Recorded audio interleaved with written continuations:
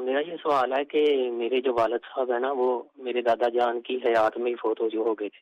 ٹھیک ہے. تو میرے جو تایا جان ہیں انہوں نے کیا کیا ہے کہ اپنی حیات میں ہی ہمیں بھی جو ہے نا وہ جائیداد میں حصہ دار بنا دیا.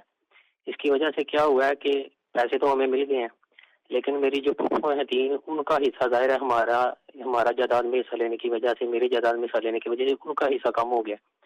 تو کیا اگر میں اب ان کو واپس کرنا چاہوں وہ پیسے تو کیا میں اس طرح کر سکتا ہوں کہ میری وجہ سے جو پھوپھو ہیں تین ان کا حصہ جو کم ہوا ہے میں ان کو وہ پیسے واپس کر دوں اور اوپر والے پیسے جو ہیں میں وہ ہبہ کے طور پر رکھ لوں. اچھا، یہ آپ یہ کہہ رہے ہیں کہ آپ کے دادا کا آپ کے والد کا انتقال ہو چکا تھا اور اس صورت میں آپ کے دادا نے پھر بھی آپ کو جو جائیداد ہے انہی کے سامنے نہیں دادا نے نہیں دادا تایا نے. زندہ تایا. تھے. اس کے بعد دادا فوت ہو گئے تو دادا نے کوئی وصیت وغیرہ بھی نہیں لکھی اچھا ہمارے نام. لیکن ٹھیک. تایا نے جو میرے ابو کے بھائی ہیں ایک ہی انہوں نے ہمیں جائیداد میں حصہ بنایا ہے اس حساب سے جس حساب سے میرے والد کو حصہ ملنا تھا. صحیح ہے. مفتی رشید احمد. جی بالکل، انہوں نے سوال پوچھا ہے، بالکل ویلڈ بات ہے کہ ان کو حصہ ملنے کی وجہ سے ان کی جو پھوپھی وغیرہ کا حصہ کم ہوا ہے. ظاہر ہے کہ شرعاً تو یہ حقدار نہیں ہے میراث کے. اگر ان کے والد صاحب کا اپنے والد کی موجودگی میں انتقال ہو گیا تو یہ وارث نہیں ہیں ان کے.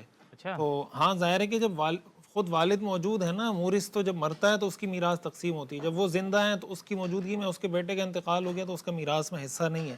یہ الگ بات ہے کہ قرآن کریم نے اس کی ترغیب دی ہے کہ اگر ایسے لوگ میراث کی تقسیم میں آپ کر رہے ہوں تو آپ ان کو حصہ ضرور دیا کریں، کچھ نہ کچھ، یعنی احسان کے طور پر. ہر آدمی کوشش کرے کہ میں کچھ اس کو سپورٹ کر دوں.